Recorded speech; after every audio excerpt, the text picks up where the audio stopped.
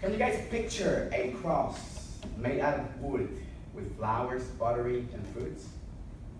Yeah. I'm not gonna lie to you, the reason I asked you to imagine that is because I forgot to bring my picture. But anyway, so today I was speaking about a holiday which is called the Day of the Cross.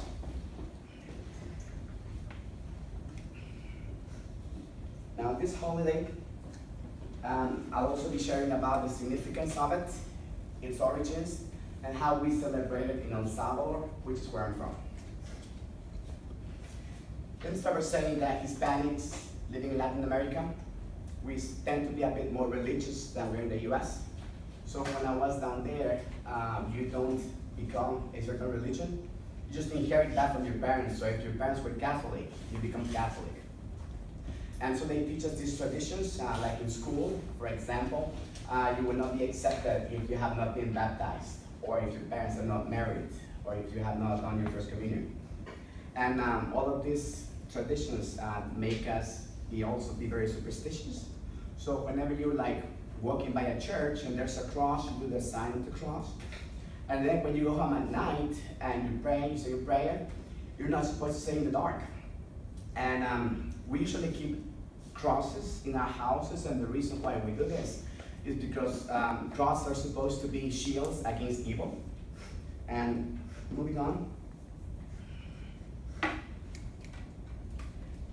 The Day of the Cross, which is also known as the invention of the Holy Cross, as per Wikipedia Spain, is the holiday that God started a long time ago, when Saint Helena, or Saint Elaine, who happened to be the mother of Emperor Constantine, went to Jerusalem on a pilgrimage, and she found what is believed to have been a piece of the cross where Jesus was crucified. So she brought this part of the cross to Europe, and that's how the tradition got started. And the way that this has impacted my life is, when I was little, I used to be way shyer than I am today.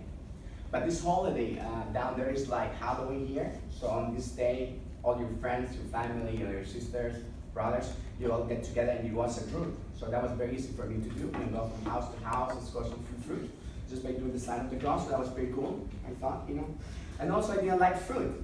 But on the holiday of the cross, you don't want to get food and not eat it because you don't want to get in trouble with God, so you eat it. So that influenced me a lot.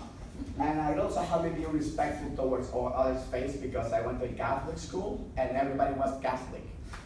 So if anyone was something else, you would be like, you have not been baptized, look at them differently.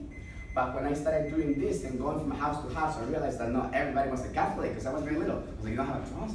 Are you serious? What if the devil comes tonight? What are you gonna do? And they started telling me that that would not happen, And in conclusion, we consider the cross to be a holy symbol of reverence.